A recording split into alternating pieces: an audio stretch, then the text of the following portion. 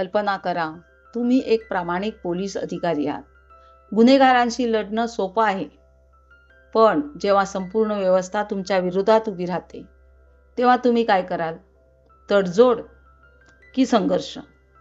आज आपण जाणून घेणार आहोत गोविंद निहलानी दिग्दर्शित अजरामर चित्रपट अर्धसत्य. ही फक्त एका पोलीस अधिकाऱ्याची कथा नाही, तर सत्ता, भ्रष्टाचार आणि एका प्रामाणिक माणसाच्या अंतर्मनातील संघर्षाची कहाणी आहे. कथेचा नायक आहे अनंत वेलणकर, एक प्रामाणिक आणि कर्तव्यनिष्ठ पोलीस निरीक्षक. त्याला वाटतं गुन्हेगारांना शिक्षा दिली तर समाज बदलू शकतो, पण वास्तव वेगळंच असतं. राजकीय दबाव, वरिष्ठांचे आदेश आणि भ्रष्ट व्यवस्था यामुळे अनेकदा कायद्यापेक्षा सत्ताधाऱ्यांचाच शब्द मोठा ठरतो.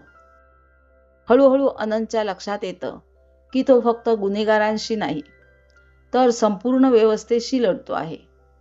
त्याच्या समोर असतो रामा शेट्टी, एक प्रभावशाली स्थानिक गुंड.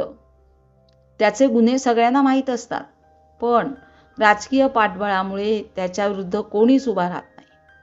अनंत मात्र त्याला कायद्याच्या चौकटीत आणण्याचा प्रयत्न करतो, पण प्रत्येक वेळी त्याच्या आड सत्ता आणि भ्रष्ट व्यवस्था उभी राहते. दुसरीकडे अनंतचं वैयक्तिक आयुष्यही संघर्षाने भरलेलं असतं. कडक वडिलांमुळे लहानपणापासूनचा राग आणि अपमान त्याच्या मनात साचलेला असतो.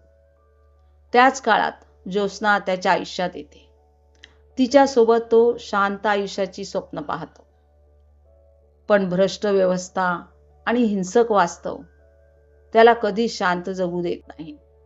हळूहळू त्याच्या लक्षात येतं की पोलीस गणवेश घातल्याने न्याय मिळत नाही, उलट तोही त्या व्यवस्थेचाच एक भाग बनत चालला आहे. आणि मग एक अशी घटना घडते जी त्याच्या सहनशक्तीचा अंत करते. चित्रपट शेवटाकडे जात असताना एकच प्रश्न मनात राहतो, खरंच कायदा सर्वांना समान न्याय देतो की तो फक्त सत्ताधाऱ्यांचंच रक्षण करतो? ओम पुरी यांनी साकारलेला अनंत वेलणकर हा भारतीय चित्रपटसृष्टीतील सर्वात प्रभावी व्यक्तिरेखांपैकी एक मानला जातो. त्याच्या चेहऱ्यावरचा दडपलेला राग, डोळ्यातील वेदना आणि शांतपणे फुटत जाणारं मन हा अभिनय विस्मरणीय बनवतो. मीता पाटील, अमरीश पुरी, सदाशिव अमरापूरकर आणि नसीरुद्दीन शाह यांनी आपल्या भूमिका अत्यंत वास्तववादी पद्धतीने साकारल्या आहेत. गोविंद निहलानी यांनी कोणताही मेलो ड्रामा न करता अत्यंत वास्तववादी शैलीत ही कथा साकारली आहे. अर्धसत्य हा फक्त पोलीस आणि गुन्हेगारांचा चित्रपट नाही, तर सत्ता, भ्रष्टाचार, भीती आणि माणसाच्या अंतर्मनातील संघर्षाची कथा आहे. म्हणूनच 4 दशकांनंतरही हा चित्रपट न्याय आणि व्यवस्थेमध्ये अडकलेल्या प्रत्येक प्रामाणिक माणसाची कहाणी म्हणून आजही तितकाच प्रभावी वाटतो. हा चित्रपट आपल्याला एकच प्रश्न विचारतो, सर्वात मोठं युद्ध गुन्हेगारांशी नसतं, ते आपल्या स्वतःच्या तत्वाशी आणि व्यवस्थेशी असतं.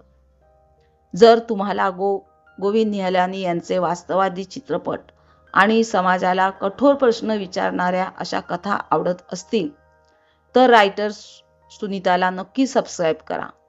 कारण काही चित्रपट केवळ कथा सांगत नाहीत, ते आपल्याला सत्याचा सामना करायला शिकवतात.